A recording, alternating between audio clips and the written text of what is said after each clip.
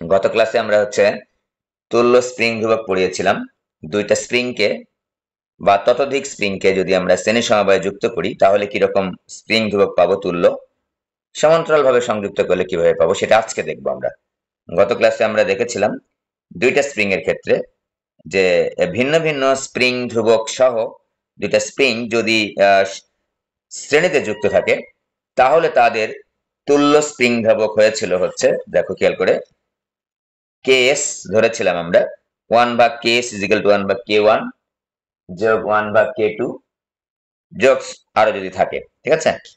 তো এখানে যদি দুটা স্প্রিং ধ্রুবকের দুটা স্প্রিং এর স্প্রিং ধ্রুবকের মানটা সমান হয়ে যায়, k1 = k2 হয়ে যায়, তাহলে এখন দেখো তো কি হবে, একটু খেয়াল করি আমরা যে k1 = k2 হলে, হ্যাঁ, দুইটা স্প্রিং ধ্রুবক যদি সমান হয়ে যায়, দুইটা স্প্রিং এর স্প্রিং ধ্রুবক যদি সমান হয় তাহলে আমাদের ks এর মানটা কত হবে? তাহলে 1/ks = 1/k প্লাস 1/k, ঠিক আছে। ধরে নিলাম আমরা k1 = k2, তাহলে এখানে দুটাইতেই আমরা k1 দিচ্ছি, তাহলে 1/ks = 1/k1 1/k1 মানে 2/k1, অতএব ks = k1/2। এই ধরনের পরীক্ষায় কিন্তু নৈর্ব্যক্তিক আকারও আসতে পারে, যেটা আমাদের যদি আমি বলি ধারকত্বের ক্ষেত্রেও আসে এরকম প্রশ্ন, আবার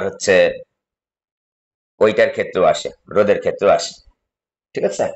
তো এখন দেখো তো আমরা কমেন্ট করতে কি পারবো, কমেন্ট করতে পারবো যে যদি দুইটা সমান মানের স্প্রিং ধ্রুবকওয়ালা দুইটা স্প্রিংকে শ্রেণীতে যুক্ত করা হয় তাদের স্প্রিং ধ্রুবক তুল্য স্প্রিং ধ্রুবকটা অর্ধেক হয়ে যায়, অর্ধেক হয়ে যায়, ঠিক আছে। দুইটার ক্ষেত্রে আমরা বললাম।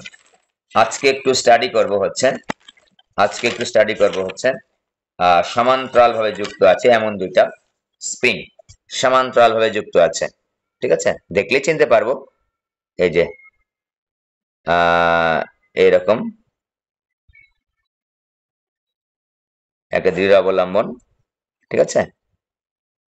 এরকম দুটা স্প্রিং এরকম যুক্ত আছে দৃঢ় অবলম্বন হতে, এটা একটা দৃঢ় অবলম্বন দেখাচ্ছি আমি এরকম করে। এই স্প্রিং এর স্প্রিং ধ্রুবক k1, এই স্প্রিং এর স্প্রিং ধ্রুবকের মান k2। তো এখানে এমন ভাবে একটা মনে করে যুক্ত করেছি শক্ত একটা কোনো কিছু দ্বারা, এটা যেন ভাঁজ হয়ে না পড়ে, ঠিক আছে। একটা দৃঢ় অবলম্বন মনে করে এইটাও, মানে দুইটা যে যুক্ত করেছি দুইটা স্প্রিং কে সমান্তরাল সমবায়ে, এই পাশেরটা দৃঢ় অবলম্বন। তো এখানে যদি আমরা একটা মাঝখানে, একেবারে মাঝখানে আমি বল চাপালাম, একেবারে মাঝখানে বল প্রয়োগ করলাম বা ভর চাপালাম, ঠিক আছে। তাহলে মনে করো এখানে ভর চাপালাম mg পরিমাণ বা f = mg পরিমাণ, f পরিমাণ ভর চাপাইলে আমরা mg লিখবো, আর বল যদি দেওয়া থাকে সরাসরি বল হবে। এখন খেয়াল করো, এইটা যেহেতু একেবারে দৃঢ় একটা অবলম্বন, দৃঢ় একটা অবলম্বন, তো ধরে নিচ্ছি আমরা যে এইটা সমান ভাবে নিচের দিকে নামতেছে, সমান ভাবে নিচের দিকে নামতেছে। খেয়াল করে দেখো, বাঁকানো আমরা চিন্তা করছি না যে বেঁকে গেছে, এরকম না, একেবারে সোজা করে নামাচ্ছে এরকম করে, মানে এই ভর চাপানোর ফলে এই যে বারটা আমি যদি বলি এ বি, যে দৃঢ় অবলম্বনটা এই পাশেরটা ওই পাশেরটা যুক্ত আছে, এই এ বি একটু মোটা করে কালি করে দিয়েছি, এইটা মনে করো নিচের দিকে নেমে গেল, একেবারে একেবারে বাঁকা না হয় সোজাসুজি, মানে এটা একেবারে খুবই দৃঢ় অবলম্বন, ঠিক আছে, সোজাসুজি নিচের দিকে নেমে গেল। তাহলে এখন খেয়াল করো তো, এই সরাসরি নিচের দিকে নেমে গেল মানে কি, মানে এই স্প্রিংটা যে পরিমাণ প্রসারিত হয়েছে এই স্প্রিংটাও কিন্তু ঠিক সমপরিমাণ প্রসারিত হয়েছে, ঠিক আছে। আবারও বলছি, এইটা আমরা কিন্তু ধরে নিচ্ছি এটা, ঠিক আছে, যে এটা বাঁকা হয় নাই। এ বি যে রড ধরে নাও, এ বি রডটা এর এক প্রান্ত এরকম উঁচা নিচা হয় নাই, যেদিকে নিচা ওদিকে উঁচা এরকম না, একেবারে মনে করি এই বল প্রয়োগ করার ফলে বা ভর চাপানোর ফলে এটা একেবারে সমান ভাবে, একেবারে যেভাবে ছিল এরকম সমান, এই যে এরকম সমান ভাবে সে এরকম নিচে নেমে গেছে, এক্স পরিমাণ মনে করে নিচে নেমে গেছে। এক্স পরিমাণ যদি নিচে নেমে যায় তাহলে প্রথম স্প্রিং এর প্রসারণ হবে এক্স, দ্বিতীয় স্প্রিং এর প্রসারণ হবে এক্স। কিন্তু খেয়াল করে দেখো, এই যে বলটা আমরা প্রয়োগ করেছি, এই বলটা যে প্রয়োগ করেছি বা ভর চাপিয়েছি, যার কারণে এই যে প্রসারিত হলো, প্রথম স্প্রিং এবং দ্বিতীয় স্প্রিং সমান পরিমাণে প্রসারিত হলো, কারণ একেবারে আমি ধরে নিচ্ছি সমানভাবে এভাবে নেমেছে, বাঁকা হয় নাই। ঠিক আছে, একেবারে বাঁকা হয় নাই। এখন খেয়াল করো, তাহলে এখানে এক্স পরিমাণ যদি প্রসারিত হয় এই স্প্রিংটাও যদি এক্স পরিমাণ প্রসারিত হয়, যেহেতু তাদের স্প্রিং ধ্রুবকের মান আলাদা, এবং এই বলটা কিন্তু আমি একেবারে মাঝখানে প্রয়োগ করেছি, তার মানে এখানে যে পরিমাণ বল যাচ্ছে ঠিক এইখানে সেই একই পরিমাণ বল কিন্তু প্রয়োগ হচ্ছে। খেয়াল করে দেখো, ঠিক আছে, কিন্তু এখানে প্রসারণটা যেহেতু সমান, একই পরিমাণ প্রসারণ করতে এখানে যে পরিমাণ বল দরকার এখানে কিন্তু সেই পরিমাণ বল দরকার না। কথাটা কি আমি আবারও একটু বলছি, একটু মনে হয় উল্টাপাল্টা বলে ফেলেছি, আবারও বলছি যে এফ পরিমাণ বলটা প্রয়োগ করছি, এইটার প্রসারণ হইল যা এই স্প্রিংটার প্রসারণ হয়েছে তাই। তাহলে এখানকার স্প্রিং ধ্রুবক আর এই স্প্রিং এর স্প্রিং ধ্রুবক যেহেতু আলাদা, সেহেতু এই স্প্রিংকে এক্স পরিমাণ প্রসারিত করতে যে পরিমাণ বলের দরকার হবে, এই স্প্রিংটাকে প্রসারিত করতে সমপরিমাণ বা এক্স পরিমাণ প্রসারিত করতে ঠিক ওই পরিমাণ বলের কিন্তু প্রয়োজন হবে না, বা সমান সমান হবে না, কারণ আমাদের স্প্রিং ধ্রুবক তো আলাদা। স্প্রিং ধ্রুবক আলাদা মানে কি, আমাদের স্প্রিং ধ্রুবকের সংজ্ঞাটার জন্য ভালোভাবে জানা দরকার, গত ক্লাসে শিখেছি একক পরিমাণ প্রসারিত হতে যে পরিমাণ বল প্রয়োগ করতে হয়, বা একক পরিমাণ প্রসারণ করলে স্প্রিংটি তার প্রসারণের বিপরীতে যে পরিমাণ প্রত্যয়নী বল প্রয়োগ করে। ঠিক আছে, তার মানে একক পরিমাণ প্রসারণ, স্প্রিং ধ্রুবক আলাদা, মানে একক পরিমাণ প্রসারণ ঘটাতে প্রত্যেকটা স্প্রিং এর এবং এই স্প্রিং এর কিন্তু একই সমান সময় লাগবে না, একই সমান বল লাগবে না, সেম বল লাগবে না, ভিন্ন ভিন্ন বল লাগবে, বলেই তো আমার স্প্রিং ধ্রুবক ভিন্ন ভিন্ন।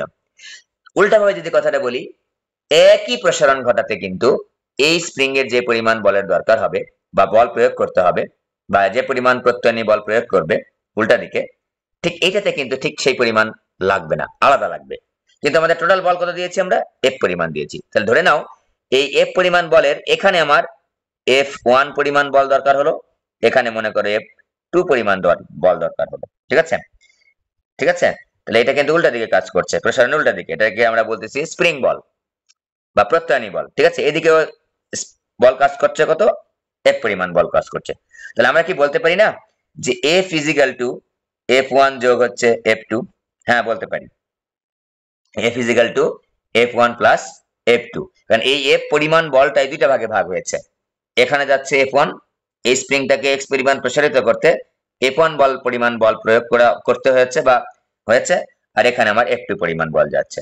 তাহলে এখন খেয়াল করে দেখো সমান কিন্তু প্রসারণ, মানে এই বলেছি যে এটা সমানভাবে একেবারে যেরকম ভাবে টানিয়েছি দৃঢ় অবলম্বন, এই যে এবি একদম সেই একই ভাবে নেমে গেছে মনে করে x পরিমাণ। তাহলে এই স্প্রিংটাও x পরিমাণ প্রসারিত হয়েছে, এই স্প্রিংটাও কিন্তু x পরিমাণ প্রসারিত হয়েছে, এর এক নম্বর দিলাম। আমাদের জানা আছে কি Fs ইজিক্যাল টু হচ্ছে মাইনাস কে এক্স, তাই তো? তাহলে এখন আমি যদি F1 এর ক্ষেত্রে লিখি তাহলে কি লিখবো দেখো তো, F1 is equal two minus K1x, খেয়াল করে দেখো x এর পরিমাণ কিন্তু পরিবর্তন হয় নাই, F2 ইজিক্যাল তাহলে কত হবে, মাইনাস K2x। ঠিক আছে, তাহলে আমরা F1 এর জায়গায় বসাবো হচ্ছে মাইনাস K1x, এখানে বসাবো হচ্ছে মাইনাস K2x, এটা হচ্ছে F এর পরিমাণটা গেল। তো আমি এই দুইটা স্প্রিং এর পরিবর্তে সেম পরিমাণ প্রসারণ ঘটানোর জন্য এই দুইটা স্প্রিং এর ক্ষেত্রে যে পরিমাণ প্রসারিত হয়েছে, যে টোটাল কত x পরিমাণ, এই দুইটা পরিবর্তে একটা স্প্রিং ব্যবহার করলাম। প্রসারণটা যদি সেম পরিমাণ থাকে তাহলে কি আমরা লিখতে পারি না f বা fs, এটাকে fs ধরো, এটাকে প্রযুক্ত বল ধরো, এটাকে fs ধরো। ঠিক আছে, তাহলে fs কি লিখবো, k s কেন লিখলাম এটা, আচ্ছা fs লিখ, সমস্যা নাই, kp লেখো, এটা প্যারালাল যেহেতু, kp into x minus kp into x is equal to minus k1x minus k2x। ঠিক আছে, তো এইটা হচ্ছে প্যারালাল, এটা হচ্ছে তোমার প্রত্যয়নী বল দিয়ে কিন্তু আমি হিসাব নিকাশ করছি সকল কিছুতেই, প্রত্যয়নী বলটা এখানে কিন্তু মেইন বল। তাহলে x x সব কিছুতে ক্যান্সেল যদি হয়ে যায়, minus kp into x is equal to minus x common now, k1 যোগ হচ্ছে k2, উভয় পক্ষ থেকে যদি আমরা minus x ক্যান্সেল আউট করে দিই তাহলে পাবো kp is equal to K1 যোগ K2। তো আমি অনেকগুলো কথা বলে কিন্তু এই প্রবলেমটা মানে এই থিওরিটা পড়ালাম, এই কারণেই যে ভেতর থেকে যদি প্রশ্ন আসে তাহলে আমাদের যেন ভুল না হয়, আমাদের যেন ভুল না হয়। আমরা ওইভাবে কখনোই পড়াচ্ছি না আমি প্রথম থেকে শেষ পর্যন্ত, যে আমি কিন্তু প্রত্যেকটা থিওরি আলোচনা করে পড়াচ্ছি। প্রত্যেকটা থিওরি আমরা এমন ভাবে স্টাডি করব না যে খালি সূত্রটা মনে রাখবো আর ভেতরে কি ঘটনা ঘটলো এটা মনে রাখবো না, তাহলে আমরা কিন্তু পারবো না, পিছিয়ে যাব, তাহলে আমরা হবে না। তাহলে আমরা এটা পেলাম হচ্ছে প্যারালাল কম্বিনেশনে আমাদের স্প্রিং ধ্রুবক, তুল্য স্প্রিং ধ্রুবকের মান K1 যোগ K2। তো আমরা একটু মনে রাখার জন্য বলেছিলাম যে যেহেতু আমাদের ওই ধারকত্ব, তুল্য ধারকত্ব পড়া অনেক আগে থেকেই পড়েছি, ওটার সাথে মিল রেখে যদি করতে চাই তাহলে ধারকের ক্ষেত্রে তুল্য ধারকত্ব যেরকম ভাবে আমরা বের করি ঠিক তেমনি ভাবে আমরা কিন্তু এখানে ব্যবহার করব। তার মানে এই না ধারকত্ব আর স্প্রিং, তুল্য স্প্রিং ধ্রুবক এক জিনিস, এটা কিন্তু আবার মনে করো না, সূত্র মনে রাখার জন্য কিন্তু আমরা ব্যবহার করেছি, ঠিক আছে। তো এটা গেল আমাদের তুল্য স্প্রিং ধ্রুবক। ওকে, তো কখনো কখনো দেখো মাঝখানে এরকম করে দেওয়া থাকে, খেয়াল করো তো, কখনো কখনো এই যে এটা মাঝখানে দেওয়া থাকে, এই যে এখানে একটা স্প্রিং দেওয়া আছে, এখানে একটা ভর, আবার এই দিকে দেখো এরকম করে একটা স্প্রিং দেওয়া আছে, এই যে এদিকে আবার এরকম টান দেওয়া আছে। এইটা কিন্তু আমার রেফারেন্স, ঠিক আছে, বা দৃঢ় অবলম্বন, যেখান থেকে স্প্রিংটা ঝুলিয়ে ঝুলিয়ে দেওয়া হচ্ছে, ঠিক আছে। তো এইটা দেওয়ার অর্থ হচ্ছে, দেখো খেয়াল করো, এইটার এটা কিন্তু একই জিনিসই। দেখো তো, স্প্রিং এর এক প্রান্ত দৃঢ় অবলম্বন, ঠিক আছে, স্প্রিং এর এক প্রান্ত দৃঢ় অবলম্বন থেকে ঝুলিয়ে দেওয়া হয়েছে, যদি ঝুলানোর ক্ষেত্রে বলছি আমি, হ্যাঁ, এক প্রান্ত দৃঢ় অবলম্বন, এই প্রান্ত কিন্তু দৃঢ় অবলম্বন। তার মানে কি, আমি এটাকে যদি আমি সিম্পলিফাই করে আঁকাতে চাই, দেখো তো খেয়াল করে একই জিনিসই হয় কিনা। এই যে স্প্রিং এর এক প্রান্তে ভর, এবার দেখো তো আর এক প্রান্তটা দৃঢ় অবলম্বন, এই দৃঢ় অবলম্বন দিয়ে দাও, ঠিক আছে, তারপর কি এই যে ভর, তাই না, একই কথাই তো হলো, এইটার এটা কিন্তু একই ভরই। তাহলে তার মানে আমার বেসিক্যালি কথাটা কি হলো, যে এইটার পাশে ভর, এটার পাশে ভর, দুইটা ভর তো আর ভিন্ন ভিন্ন না, একই ভরই তো দুটা এখানে আছে, একটা ভরই। তার মানে এটা যুক্ত করে দাও, এই যুক্ত করে দিলাম, এই যুক্ত করে দিলাম, যুক্ত করে দিলাম, যুক্ত করে দিয়ে এটার সাথে বেসিক্যালি আমার ভর হচ্ছে একটা। তার মানে মাঝখানে ভর আছে, এই পাশে দৃঢ় অবলম্বনের চিহ্ন, দৃঢ় অবলম্বনের চিহ্ন, এরকম যুক্ত যদি কোনো এরকম তোমার চোখে থাকে বা প্রশ্নের মধ্যে থাকে, তাহলে বুঝবে যে এটা parallel combination of two spring, দুইটা স্প্রিং এর সমান্তরাল সমবায়, ঠিক আছে। এখন এখন আবার বলি, যদি K1 আর K2 যদি সমান হয়, অর্থাৎ দুইটা স্প্রিং, যে দুইটা স্প্রিং কে তুমি সমান্তরাল সমবায় যুক্ত করেছো, সেই দুইটা স্প্রিং এর স্প্রিং ধ্রুবক যদি সমান হয়, K1 = K2 হয়, তাহলে আমরা কি পাবো দেখো তো, Kp = K1 যোগ K1, বা Kp = পাচ্ছি আমরা হচ্ছে 2K1। তার মানে স্প্রিং ধ্রুবকটা, তুল্য স্প্রিং ধ্রুবকটা, যে দুটা স্প্রিং আমরা সমান স্প্রিং ধ্রুবকের স্প্রিং সমান্তরাল ভাবে যুক্ত করেছিলাম, তার যে কোনো একটি দ্বিগুণ হয়ে যাবে, ঠিক আছে, যে কোনো একটি দ্বিগুণ হয়ে যাবে। পরীক্ষায় কিন্তু প্রশ্ন আসতে পারে, সুন্দরভাবে আমরা লিখে লিখে এই থিওরি গুলো স্টাডি করে করে তারপর আমরা পড়বো, এগুলো লিখবো আমরা, খাতায় লিখে লিখে পড়বো, তাহলে আমাদের এগুলো মাথায় ভালো থাকবে, খুব সুন্দরভাবে মাথায় থাকবে, ঠিক আছে। অবশ্যই লিখে লিখে থিওরি গুলো স্টাডি করে করে পড়বা, অবশ্যই পড়বা ভালো কিছু করতে চাইলে, ঠিক আছে। আচ্ছা, এইটুকু জিনিস পড়ালাম, অনেক কথাবার্তা বলে পড়ালাম কিন্তু, ওকে। এখন আসো আমরা একটা প্রবলেম সলভ করি, রিলেটেড প্রবলেম, ঢাকা 22 আসছে, বোর্ডে কিন্তু আসে এগুলো, ঠিক আছে। এই যে দুটি স্প্রিং এর স্প্রিং ধ্রুবক দেওয়া আছে, K1 = 1000 নিউটন পার মিটার, আর K2 দেওয়া আছে 2000 নিউটন পার মিটার। তার মানে যে স্প্রিংটা K1 স্প্রিং ধ্রুবক, তার মানে হচ্ছে এই স্প্রিংটাকে যদি আমি 1 মিটার সরণ ঘটাতে চাই, তাহলে 1000 নিউটন বল প্রয়োগ করতে হবে, ঠিক আছে। অথবা 1 মিটার সরণ ঘটাইলে স্প্রিংটি তার সরণের বিপরীতে কতটুকু বল প্রয়োগ করবে, 1000 নিউটন প্রত্যয়নী বল প্রয়োগ করবে। বারবার বলছি এই কথা, এটা কিন্তু 2000 নিউটন বল প্রয়োগ করবে সরণের বিপরীতে 1 মিটার যদি সরণ ঘটাও। তার মানে এই স্প্রিংটা অধিক শক্তিশালী, এটা একটু কম শক্তিশালী, যেহেতু স্প্রিং ধ্রুবক যার বেশি তার স্থিতিস্থাপকতাও বেশি, সেটা বেশি শক্তিশালী, সেটার ভার বহনের ক্ষমতাও বেশি, ওকে। ওকে, এখন দেখো এখানে তিনটা চিত্র দেওয়া আছে, একটা মাঝখানে চিত্র, এখানে ভর ঝুলানো, একটা একেবারে একটা স্প্রিং দিয়ে ভর ঝুলানো এখানে, আর এখানে দেখো দুইটা স্প্রিং দেখতেই পাচ্ছি শ্রেণীতে যুক্ত করে ভর ঝুলানো। আমাদের প্রশ্ন হচ্ছে 2 নম্বর স্প্রিং এর কৌণিক কম্পাঙ্ক কত, কৌণিক কম্পাঙ্ক কত, কৌণিক কম্পাঙ্ক মানে হচ্ছে ওমেগা, কম্পাঙ্ক চাইতে পারে, কৌণিক কম্পাঙ্ক চাইতে পারে, কম্পাঙ্ক চাইতে পারে, কৌণিক কম্পাঙ্ক চাইতে পারে। 2 নম্বর স্প্রিং এ কোনো ঝামেলা নাই, একটাই স্প্রিং ঝুলানো আছে। আমাদের সূত্র কি সবার জানা আছে যে omega square is equal to হচ্ছে k divide by m। Omega square is equal to k divide by m। তো k কেন লিখছে এখানে আমরা, এই সূত্রটা কেন লিখছে, কারণ হচ্ছে আমাদের এখানে এটা দিয়ে সলভ করা হয়ে যাবে। দেখো omega is equal to root over of k, এখানে 2 লিখছি, k2 ভাগ হচ্ছে m লিখলাম, যেহেতু 2 নম্বর চিত্রে k এর জায়গায় আছে হচ্ছে k2, তো এখান থেকে আমরা ওমেগাটা বের করতে পারবো। রুট ওভার অফ k2 এর মান হচ্ছে কত দেখো 2000 আর m এর মান হচ্ছে 4.5। তো এখান থেকে আমরা ওমেগার মানটা বের করতে পারি। এবার খেয়াল করো, এখান থেকে যদি ওমেগার মান বের করতে না বলে পর্যায়কাল বের করতে বলতে পারতো, আবার ইয়েও বের করতে বলতে পারতো, কম্পাঙ্ক বের করতে বলতে পারতো। কম্পাঙ্ক যদি বের করতে বলো তাহলে কি করতাম, কম্পাঙ্ক দেখো খেয়াল করে, f ইজিক্যাল টু কত, ওমেগা ইজিক্যাল 2 পাই f, ওমেগা ইজিক্যাল 2 পাই f সবাই জানি আমরা, ওমেগা ইজিক্যাল 2 পাই f ইজিক্যাল টু হিসাব নিকাশ করতাম। আবার যদি বলতো না পর্যায়কাল বের করতে বলেছে, তাহলে ওমেগা জায়গায় লিখতাম আমরা 2 পাই ভাগ t। ঠিক আছে, তাহলে একই প্রশ্নে তিনটাই চাইতে পারে, কৌণিক কম্পাঙ্ক, শুধু কম্পাঙ্ক অথবা পর্যায়কাল। তিনটা প্রশ্নের যে কোনোটা চাইতে পারে। আমরা যখন যেটা চাইবে প্রথমে এটা লিখবো, যেহেতু এখানে ভর এবং স্প্রিং ধ্রুবক দেওয়া আছে তাই আমরা এই সূত্রটা অ্যাপ্লাই করব।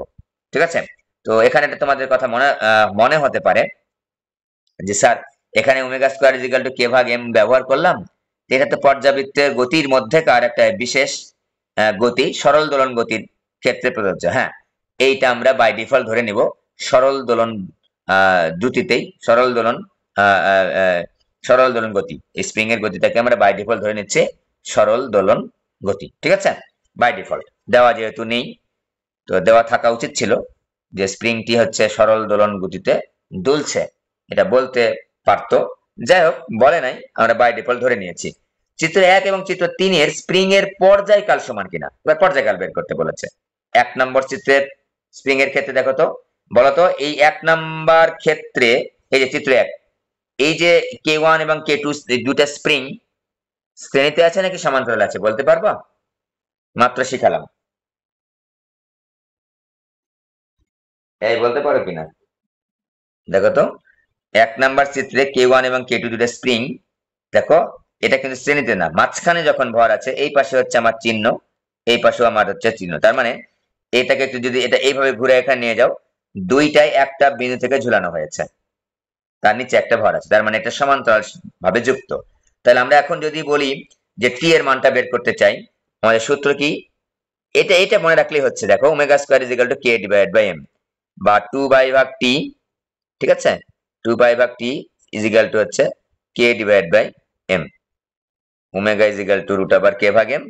ঠিক আছে, এই তো এখান থেকে যদি t ইজ ইকুয়াল টু কত, t ইজ ইকুয়াল টু হচ্ছে 2 পাই রুট ওভার m ভাগ k।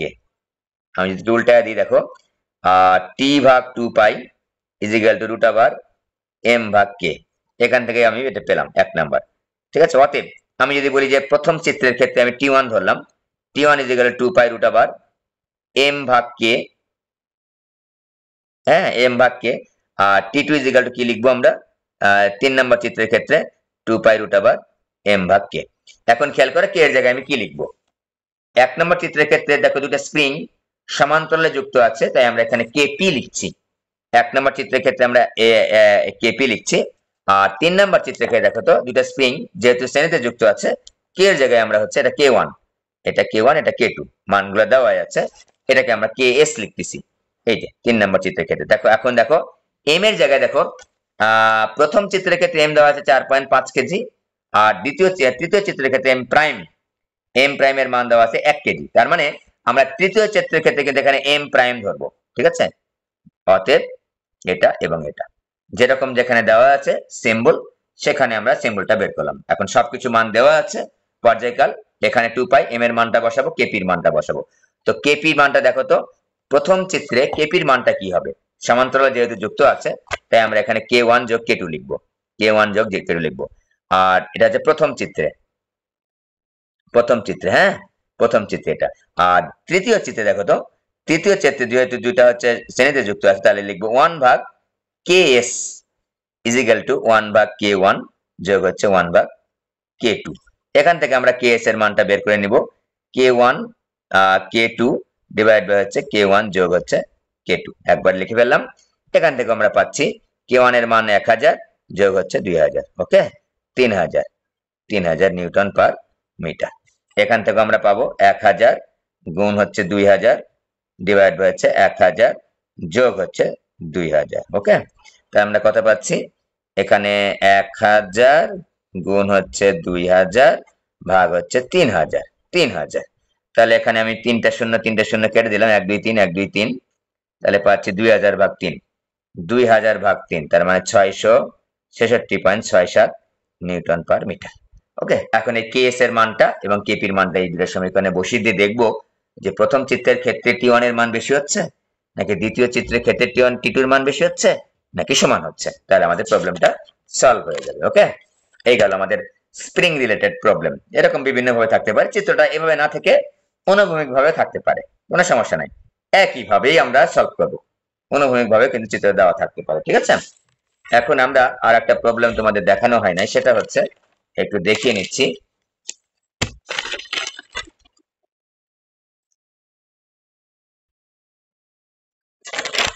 আচ্ছা, এখানে দেখাচ্ছি যে আমরা সরল দোলকের ব্যবহার পড়েছিলাম, যে সরল দোলকের ব্যবহারের ক্ষেত্রে একটা ছিল হচ্ছে সময় সংশোধন। আমি আরো 2-3টা প্রবলেম দেখাবো, সময় সংশোধনটা একটু দেখাচ্ছি। কলেজ ব্যাচে এটা দেখানো হয় নাই, শাহিনবাগের ব্যাচে এটা দেখানো হয়ে গেছে, তো এটা একটু দেখে নিচ্ছি সময় কিভাবে সংশোধন করা যায়। মনে করো একটা সরল দোলক বা দোলক ঘড়ি চিন্তা করো। দোলক ঘড়ি এটা যদি কোনো কিছু উল্লেখ না থাকে তাহলে আমরা বুঝে নিব যে সেকেন্ড দোলকের ন্যায় আচরণ করে। দোলক ঘড়ি সেকেন্ড দোলকের নাই আচরণ করে, ঠিক আছে।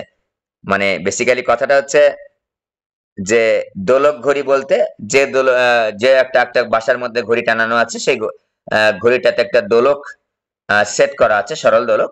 সেই দোলকটা হচ্ছে 2 সেকেন্ডে একবার করে পর্যায় সম্পন্ন করছে। প্রতি পর্যায় সম্পন্ন করতে তার 2 সেকেন্ড সময় লাগতেছে। এইরকম ঘড়িতে ওই দোলকটা লাগানো থাকে, যুক্ত করা থাকে, তো এটাকে আমরা দোলক ঘড়ি বলে চিন্তা করি। সকল ক্ষেত্রেই 2 সেকেন্ড। দোলক ঘড়ি সাধারণত দোলনকালটা 2 সেকেন্ডই হয়, ঠিক আছে। যদি উল্লেখ থাকে অন্য কোনো সেকেন্ড তাহলে তো সেটা থাকলোই। তো আমাদের যদি উল্লেখ না থাকে, শুধু দোলক ঘড়ি যদি বলা থাকে, তাহলে আমরা ধরে নেব এটা সেকেন্ড দোলকের ন্যায় আচরণ করে, অর্থাৎ পর্যায়কাল বা দোলনকালটা হচ্ছে 2 সেকেন্ড, ঠিক আছে। একটা দোলক ঘড়ি কোনো কারণে, যে কোনো কারণেই হতে পারে, কারণটা আমি আর বলছি না এখানে, যে কোনো কারণেই হোক না কেন, মনে করো যে পরিমাণ দোলনকাল দেওয়ার কথা, মানে যে সময়ে যতটুকু সময় একটা পূর্ণ পর্যায় সম্পন্ন করার কথা, বা একটা দোলনকাল সম্পন্ন করতে যে পরিমাণ সময় লাগার কথা, মনে করো একটু কম বেশি হচ্ছে। দেখো দোলক ঘড়ি আমি যদি একটু দাগায় নিই, খুবই সহজ কনসেপ্ট, একেবারে সহজ কনসেপ্ট। দেখো আমি দাগায় নিচ্ছি একটু। এই দোলক ঘড়ি বলতে সেকেন্ড দোলক ধরে নাও।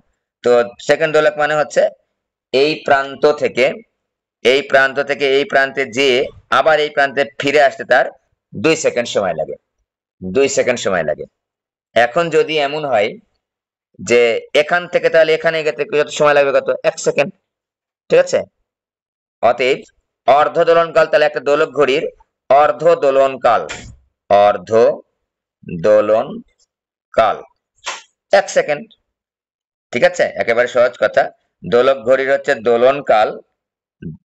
ঘড়ির দোলনকাল হচ্ছে 2 সেকেন্ড, আর অর্ধ দোলনকাল হচ্ছে 1 সেকেন্ড। এই অর্ধ দোলনকালকে আমরা বলে থাকি একটা বিট। তাহলে একটা বিট দেয় কত, একটি বিট দেয় হচ্ছে 1 সেকেন্ডে। তাহলে সবগুলা কথা কিন্তু একই। অর্ধ দোলনকালও যা, একটা বিট দেওয়ার আমরা সেটা বলছি যে একটা দোলক ঘড়ি একটা বিট দেয় 1 সেকেন্ডে। তার মানে একটা দোলক ঘড়ির অর্ধ দোলনকাল হচ্ছে 1 সেকেন্ড। অর্ধ দোলনকাল এই কথাটাকে অন্য কথায় কি বলতেছি, একটা বিট দেওয়া বলছি আমরা এখানে, হ্যাঁ, ওকে। দোলনকাল কত, 2 সেকেন্ড, যেহেতু এটা সেকেন্ড দোলকের ন্যায় আচরণ করে। কোনো কারণে মনে করো বিট সংখ্যা কমে গেছে বা বিট সংখ্যা বেড়ে গেছে, যে কোনো কারণেই হতে পারে, যে কোনো কারণটা আমি নিচ্ছি না এখন, অনেক কারণেই হতে পারে, ঠিক আছে, অনেক কারণে হতে পারে। তো মনে করো দিনে যদি হিসাব করি, একদিন সমান কত? একদিন সমান হচ্ছে ৮৬,৪০০ সেকেন্ড। ৮৬,৪০০ সেকেন্ড। তাহলে যে দোলক ঘড়িটা সময় একেবারে সঠিক সময় প্রদান করে, সে কি করবে? একদিনে ৮৬,৪০০টি বিট দিবে। একটা সঠিক সময় নির্ধারণকারী দোলক ঘড়ি একদিনে ৮৬,৪০০টি বিট দিবে, কারণ একটা বিট দেয় ১ সেকেন্ডে। যে দোলক ঘড়ির কোনো ঝামেলা নেই, একেবারে সঠিক সময় প্রদান করে। তো মনে করো, তাহলে ধরে নিলাম ১ নম্বর ক্ষেত্রে ধরে নিলাম যে দোলক ঘড়ি দিনে দিনে এনটি বিট, মনে করো বিট সংখ্যা কম দিচ্ছে অথবা বিট সংখ্যা বেশি দিচ্ছে। মনে করো 10টা বিট কম দিয়েছে অথবা 10টা বিট বেশি দিয়েছে, অথবা 50টা বিট কম দিয়েছে অথবা 50টা বিট বেশি দিয়েছে। দেওয়ার কথা কত? ৮৬,৪০০টি। কম দিচ্ছে অথবা বেশি দিচ্ছে, কত সংখ্যক কম দিচ্ছে বা কত সংখ্যক বেশি দিচ্ছে সেটার নাম দিলাম হচ্ছে এন। এনটি বিট কম দেয়, এনটি বিট কম দেয়। ১ নম্বর শর্তে কি ধরে নিলাম? শর্ত নাম্বার ১-এ ধরে নিলাম হচ্ছে এনটি বিট হচ্ছে কম দেয়। আচ্ছা, ভালো কথা। তাহলে দেখো তো কয়টা বিট দিবে? তাহলে ৮৬,৪০০টি বিট দিবে। তার চেয়ে এনটি কমে গেলে কি? বিয়োগ এন। এনটি বিট দেয় কত সেকেন্ডে? দিনের সেকেন্ড হচ্ছে কত? ৮৬,৪০০ সেকেন্ডে। ভালো করে খেয়াল করো, একটা দোলক ঘড়ি একদিনে ৮৬,৪০০ সেকেন্ডে ৮৬,৪০০টি বিট দেওয়ার কথা, কিন্তু এই দোলক ঘড়িটা কোনো কারণে এনটি বিট কম দিচ্ছে। তাহলে তার বিট সংখ্যা কত হলো? ৮৬,৪০০ বিয়োগ এন। এই ৮৬,৪০০ বিয়োগ এন, এতগুলা বিট একদিনেই তো দিচ্ছে। তাহলে একদিনের সময় কত? ৮৬,৪০০ সেকেন্ড। অতএব একটি বিট দেয়, খেয়াল করে দেখো, ৮৬,৪০০ ভাগ হচ্ছে ৮৬,৪০০ বিয়োগ এন সেকেন্ডে। অতএব দুইটি বিট দেয়, দেখো তো খেয়াল করে, ৮৬,৪০০ গুণ হচ্ছে ২ ডিভাইড বাই হচ্ছে ৮৬,৪০০ বিয়োগ এন সেকেন্ডে। প্রশ্ন আসতে পারে, স্যার ২টি কেন বের করলেন? আমরা ওই যে দোলক ঘড়িটা বিটটা কম দিচ্ছে সেই দোলক ঘড়ির সময়টা সংশোধন করতে চাচ্ছি, অর্থাৎ দোলনকালটা বের করতে চাচ্ছি, যে এতগুলা বিট যদি কম দেয় দিনে তাহলে তার দোলনকাল কত হবে। দোলনকাল বের করার জন্য কয়টা বিট বের করতে হবে? 2টা বিট, কারণ একটা বিটে এ প্রান্ত থেকে বি প্রান্তে যায়, আর একটা বিটে বি থেকে এ তে ফিরে আসে। এই জন্য আমরা 2টা বিটের সময়টা বের করলাম। আমরা পেলাম হচ্ছে ৮৬,৪০০ গুণ 2 ভাগ হচ্ছে ৮৬,৪০০ বিয়োগ এন। তাহলে এটা পরিবর্তিত দোলনকাল, কিন্তু এটা হলো ওকে, পরিবর্তিত দোলনকাল এটা হলো। তাহলে এখন যদি এন সংখ্যক বিট কম দেয় তাহলে পরিবর্তিত দোলনকাল কত হলো? পরিবর্তিত দোলনকাল, যে দোলক ঘড়িটা দিনে এনটি বিট কম দিচ্ছে সেই দোলকটার বা দোলক ঘড়িটার পরিবর্তিত দোলনকাল হয়ে গেল হচ্ছে এখন টি প্রাইম ইজিক্যাল টু ৮৬,৪০০ বিয়োগ হচ্ছে গুণ হচ্ছে ২ ডিভাইড বাই হচ্ছে ৮৬,৪০০ বিয়োগ হচ্ছে এন। একটা জানার ব্যাপার আছে, খুবই ইম্পর্টেন্ট একটা কনসেপ্ট এখানে দরকার। দেখো তো দোলনকাল বেড়ে গেছে নাকি দোলনকালটা কমে গেছে? বলো তো দেখি, দোলনকাল কমে গেছে নাকি বেড়ে গেছে? দোলনকাল, অতএব দোলনকাল আমরা বলতে পারতেছি, দেখো ৮৬,৪০০ কে ৮৬,৪০০ বিয়োগ এন, মানে বড় সংখ্যাকে ৮৬,৪০০ এই সংখ্যাটাকে ৮৬,৪০০ থেকে ছোট সংখ্যা দ্বারা ভাগ করতেছি, তাহলে ভাগফলটা কিন্তু ১-এর চাইতে বড় হবে। ১-এর চাইতে বড় হইলে তাকে যদি ২ দ্বারা আমরা গুণ করি তাহলে তার রেজাল্ট কত পাবো? আমরা বেশি পাবো ২-এর চাইতে। তার দোলনকাল বৃদ্ধি পেয়েছে, খুবই ইম্পর্টেন্ট কথা কিন্তু এটা, দোলনকালটা বৃদ্ধি পেয়েছে। তাহলে আমাদের প্রশ্নে যদি দোলনকাল বৃদ্ধি পাওয়ার কথা থাকে তাহলে কিন্তু আমরা এইটা ব্যবহার করব। সিমিলারলি অনুরূপভাবে যদি আমরা বলি, অনুরূপভাবে যদি দিনে এনটি বিট বেশি দেয়, এমন কিছু হয়েছে, ঘটনা ঘটছে, কোনো কারণে এন সংখ্যক বিট 10টা 20টা 50টা 100টা বিট বেশি দিচ্ছে, অর্থাৎ ঘড়িটা দ্রুত চলছে মনে করো, তাহলে যদি দিনে এনটি বিট বেশি দেয় তাহলে পরিবর্তিত দোলনকাল, পরিবর্তিত আর হিসাব করলাম না, পরিবর্তিত সেম ভাবে হিসাব করব আমরা। পরিবর্তিত দোলনকাল হবে হচ্ছে টি প্রাইম ইজ ইকুয়াল টু ৮৬,৪০০ ভাগ হচ্ছে ৮৬,৪০০ যোগ এন গুণ হচ্ছে 2। বুঝতেই পারছো যে এক্ষেত্রে দোলনকাল হ্রাস পেয়েছে। ৮৬,৪০০ কে ৮৬,৪০০ যোগ এন মানে কিছু বেশি দ্বারা ভাগ করতেছি, তার মানে একের চাইতে বেশি রেজাল্ট হবে। একের সাথে বেশিকে যদি ২ দ্বারা গুণ করি ২ এর চাইতে বেশি হবে। সুতরাং এক্ষেত্রে দোলনকালটা কমে গেছে, দোলনকাল হচ্ছে কমে গেছে বা হ্রাস পেয়েছে। তাহলে আমাদের অঙ্কে যদি দোলনকাল হ্রাস পাওয়ার কথা উল্লেখ থাকে তখন আমরা এইটা ব্যবহার করব। ভালো করে খেয়াল করো, একবার আমরা এটা ব্যবহার করব, একবার আমরা এটা ব্যবহার করব। উল্টা প্রশ্ন আসছে মনে করো, বললো দোলনকালটা সেকেন্ড দোলকের দোলনকাল 2.01 আসছে, বেড়ে গেছে দোলনকাল, তাহলে আমরা এইটা ব্যবহার করব। আর দোলনকাল মনে করো সেকেন্ড দোলকের দোলনকাল 1.99 সেকেন্ড হয়েছে, তাহলে আমরা এটা ব্যবহার করব, দোলনকাল কমে গেছে। ওকে, তাহলে এটা হচ্ছে এখানে দ্রুত চলছে, এটা আস্তে ধীরে চলছে। আস্তে ধীরে চলছে বলেই তো দোলনকালটা বৃদ্ধি পেয়েছে। দোলনকাল বেশি মানে কি, এক প্রান্ত থেকে অন্য প্রান্তে যে আবার সেই প্রান্তে ফিরে আসতে বেশি সময় লাগবে। দোলনকাল কম মানে কি, এক প্রান্ত থেকে অন্য প্রান্তে যে আবার সেই প্রান্তে ফিরে আসতে কম সময় লাগবে। আর কম সময় লাগার অর্থ হচ্ছে দ্রুত চলা, বেশি সময় লাগার কথা অর্থ হচ্ছে আস্তে ধীরে চলা। তো আমরা যদি দুটো অঙ্ক দেখি, খেয়াল করো, একটি সেকেন্ড দোলকের দোলনকাল কোনো কারণে, এখানে কারণ আমাদের জানার দরকার নেই, 2.01 সেকেন্ড হয়েছে। দোলকটি 6 ঘন্টায় কতটি বিট বেশি বা কম দিবে?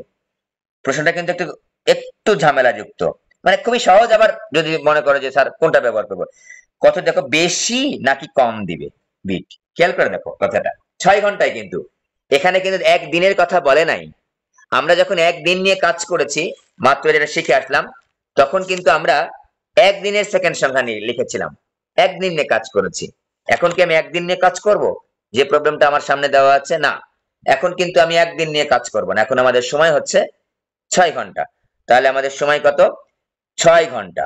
তাহলে 6 ঘন্টা ইজ ইকুয়াল টু 6 গুণ হচ্ছে 3600 সেকেন্ড, এত সেকেন্ড নিয়ে কাজ করব। তাহলে এখন আমাদের দেখো তো কোন সূত্রটা ব্যবহার করব। দোলনকাল বেড়ে গেছে, দোলনকাল বেড়ে গেছে মানে হচ্ছে, দোলনকাল বেড়ে গেছে মানে হচ্ছে আমাদের বিট কমে যাচ্ছে, বিট কম দিচ্ছে, আস্তে আস্তে চলছে সরল দোলকটা, মাত্র শিখালাম। তাহলে আমরা পরিবর্তিত দোলনকালটা, পরিবর্তিত দোলনকালের সূত্র কোনটা ব্যবহার করব আমরা? টি এর মানটা দেওয়া আছে এখানে, টি এর মান কত দেওয়া আছে, যেটা হচ্ছে ওই টি এর মান দরকার নেই এখানে, যদিও সেকেন্ড দোলকের দোলনকালটা পরিবর্তন হয়েছে, তার মানে কি সেকেন্ড দোলকের আদি দোলনকাল হচ্ছে 2 সেকেন্ড। তো হয়ে গেছে কত, T prime is equal to ৮৬,০০০, সরি এখানে 6 ঘন্টা বলেছে যেহেতু 6 গুণ 3600 ডিভাইড বাই 6 গুণ 3600, এই যে বিয়োগ এন নিতে হবে কিন্তু ইনটু 2, এখানে 2 আর দেওয়া লাগবে না। এখান থেকে আমার টি প্রাইমের মান কত পেয়েছি আমরা? 2.01 ইজ ইকুয়াল টু 6 গুণ 3600 ডিভাইড বাই 6 গুণ 3600 বিয়োগ এন গুণ হচ্ছে 2। এখান থেকে আমরা নিজেরা হিসাব করে নিব, ঠিক আছে, যে বিটটা কয়টা কম দিবে নাকি বেশি দিবে। অবশ্যই বিট হচ্ছে কম দিবে, দোলনকাল বেড়ে গেছে মানে হচ্ছে বিট কম দিবে। সিমিলারলি আমরা আরো একটা অঙ্ক লিখেছি যে কোন একটি সেকেন্ড দোলকের দোলনকাল কোনো কারণে কত হয়েছে, 1.99 সেকেন্ড হয়েছে। দোলকটি দিনে কত সেকেন্ড দ্রুত নাকি ধীরে চলবে? একই রকম প্রশ্ন, এখানে আমরা কোনটা ব্যবহার করব? এখানে আমি কিন্তু দেখো দিনে বলেছে, তাহলে দিনের সেকেন্ড সংখ্যা ব্যবহার করব, ৮৬,৪০০ ডিভাইড বাই হচ্ছে ৮৬,৪০০। এবার কিন্তু দেখো দোলনকালটা কমে গেছে, তার মানে কি নিচের সংখ্যাটা বড় হতে হবে, নিচের সংখ্যা বড় হলেই তো ভাগফল তবে কম হয়। হ্যাঁ, এখান থেকে আমরা কিন্তু 1.99 ইজ ইকুয়াল টু, এখান থেকে আমরা এই ক্যালকুলেশন করে এন এর মানটা বের করে নিব, ৮৬,৪০০ যোগ এন, এন এর মান যত পাবো তত সেকেন্ড এখানে দ্রুত চলবে। দোলনকাল কমে যাওয়ার অর্থ হচ্ছে জুড়ে জুড়ে চলছে, দোলনকাল বৃদ্ধি পাওয়ার অর্থ হচ্ছে আস্তে আস্তে চলছে, ঠিক আছে। এখান থেকে আমরা এন এর মানটা বের করব, এন এর মান যত বের হবে আমরা বলবো তত সেকেন্ড দ্রুত চলবে বা ততটি বিট বেশি দিবে, ততটি বিট বেশি দিবে, ঠিক আছে। আমাদের এই ধরনের প্রবলেম আর আটকানোর কথা না।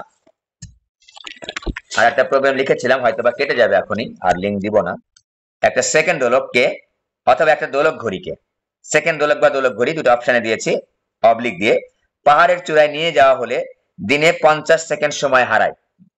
দিনে 50 সেকেন্ড সময় হারায়, তার মানে এন এর মান এখানে 50, মানে 50টা বিট কম দেয়। 50 সেকেন্ড সময় হারায় মানে কি, 50টা বিট কম দেয়। যেহেতু আমাদের জানা আছে একটা সেকেন্ড দোলক বা একটা দোলক ঘড়ি একটা বিট দিতে 1 সেকেন্ড সময় লাগে, সুতরাং এখানে 50 সেকেন্ডে 50টা বিট, তাহলে 50টি বিট কম দেয়। পাহাড়ের চূড়ায় দোলনকাল কত হবে এবং পাহাড়ের উচ্চতাটা কত হবে আমরা বের করতে পারবো ইজিলি। পাহাড়ের চূড়ায় দোলনকাল কত হবে, টি প্রাইম ইজ ইকুয়াল টু, দেখো খেয়াল করে, দিনে বলেছে কিন্তু, তাহলে দিনের সেকেন্ড সংখ্যা লাগবে ৮৬,৪০০ ডিভাইড বাই, দেখো 50 সেকেন্ড সময় হারাইছে, তার মানে এন এর মান কিন্তু 50 এখানে, এন ইজ ইকুয়াল টু 50, এবং এই এনটা যেহেতু সময় হারিয়েছে এখানে ৮৬,৪০০ বিয়োগ এন হবে, গুণ হচ্ছে 2, ঠিক আছে। টি প্রাইমের মানটা আমরা পেয়ে যাব। আর আমাদের জানা আছে যে টি প্রাইমের মানটা জানা থাকলে আমরা এইচ এর মানটা জানি, আমরা কি, টি প্রাইম ভাগ টি বিয়োগ 1 ইন্টু হচ্ছে আর, এখানে আমরা উচ্চতা, পাহাড়ের উচ্চতাও বের করে ফেললাম, পাহাড়ের উচ্চতাও বের করে ফেললাম, ঠিক আছে। তো ওকে, তাহলে এটা এবার বলতে কি কৌশল অবলম্বন করলে এটি পাহাড়ের চূড়ায়ও সেকেন্ড দোলক হিসেবে কাজ করবে। খুবই ইম্পর্টেন্ট প্রশ্ন, খুবই মজার প্রশ্ন একটা। দেখো পাহাড়ের চূড়ায় মনে করো তুমি পৌঁছে গেছো একটা সরল দোলক নিয়ে, এই সরল দোলকটা পাহাড়ের চূড়ায় তুমি এখন আছো সম্ভবত, মনে করো, তাহলে পাহাড়ের চূড়ায় তুমি কি কৌশল অবলম্বন করতে পারো, বসে বসে তুমি হচ্ছে শুধুমাত্র কার্যকরী দৈর্ঘ্য বা সুতার দৈর্ঘ্য পরিবর্তন করতে পারো। তুমি কিন্তু ইচ্ছা করলেই ওই পাহাড়ের চূড়ায় বসে বসে অভিকর্ষ ত্বরণ জি এর মানটা পরিবর্তন করতে পারবা না, কারণ অভিকর্ষ ত্বরণটা হচ্ছে প্রকৃতি নির্ভর, প্রাকৃতিক ভাবে সৃষ্ট।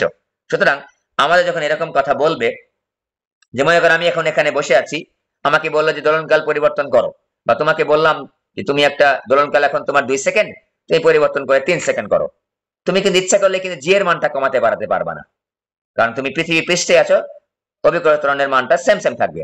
তাহলে কি করতে হবে তোমাকে, করতে হবে হচ্ছে কার্যকরী দৈর্ঘ্যটা পরিবর্তন করতে হবে। তাহলে আমাদের দোলনকাল আমি এখান থেকে পাবো, এই দোলনকালকে পুনরায় আবার 2 সেকেন্ড করতে হবে, পুনরায় আবার 2 সেকেন্ড করতে হবে। আমরা জানা আছে দোলনকাল বাড়ানোর জন্য হচ্ছে কার্যকরী দৈর্ঘ্য বৃদ্ধি করতে হয়, আর দোলনকাল কমানোর জন্য হচ্ছে কার্যকরী দৈর্ঘ্য হচ্ছে T proportional to root over L, T proportional to root over L. Okay, আজকে এই পর্যন্ত থাক, প্রবলেমটা নিজে নিজে সলভ করার চেষ্টা করো। বাই।